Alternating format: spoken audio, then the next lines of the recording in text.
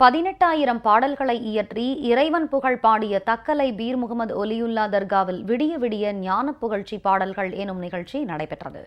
கன்னியாகுமரி மாவட்டம் தக்கலையில் உள்ள ஞான மாமேதை செய்கு பீர் முகமது ஒலியுல்லா தர்காவில் ஆண்டுதோறும் நடைபெறும் பெருவிழா கடந்த மாதம் 20ஆம் தேதி கொடியேற்றத்துடன் தொடங்கியது.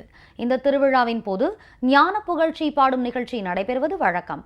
அதன்படி இந்த ஆண்டு திருவிழாவின் 14ஆம் நாளான நேற்று இரவு 9 மணிக்கு பாடல்கள் பாடும் நிகழ்ச்சி தொடங்கியது.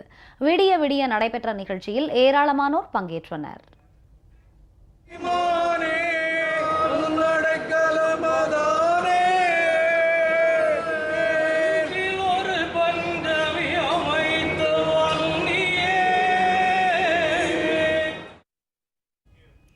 தக்கலை திருவிழாவையொட்டி கன்னியாகுமரி மாவட்டத்தில் இன்று உள்ளூர் விடுமுறை அளிக்கப்பட்டுள்ளது.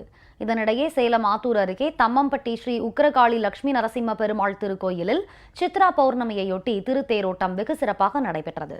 8 ஆண்டுகளுக்கு பிறகு நடைபெற்ற இத்தேரோட்டம் நிகழ்ச்சியில் பல்லாயிரக்கணக்கானோர் பங்கேற்று தேரை வடம் பிடித்து இழுத்தனர். இதனிடையே பெரம்பலூரில் உள்ள அங்காள பரமேஸ்வரி ஆலயத்தில் மயான கொள்ளை நிகழ்ச்சி நடைபெற்றது. அதிகாலை முதல் நடைபெற்ற சிறப்பு பூஜைகளை தொடர்ந்து உதிரச்சோறு படைக்கப்பட்டு பக்தர்களின் மேல் தெளிக்கப்பட்டதோடு அன்னதானமும் வழங்கப்பட்டது. பெரியநாயகி அம்மன் வருஷம் திருவிழா போடுவாங்க. இந்த ஊரில் 5 வருஷத்துக்கு ஒரு முறை போடுவாங்க. அந்த இதில் மயான கொள்ளைன்ற ஒரு நிகழ்ச்சி நடத்தும் போது இதில் ஆடு கோழி இதெல்லாம் கொடுக்கும்போது பொங்கல் எல்லாம் சூற விடுவாங்க. சூற விட்டது வாங்கி சாப்பிட்டோம்னா குழந்தை இல்லாதவங்களுக்கு குழந்தை பாக்கியம். வீட்டில் ஏதாவது கஷ்டம் நம்மளால முடியல அப்படின்னு நம்ம கேட்டோம்னா கேட்ட வர கொடுக்கும் இந்த அம்மன்.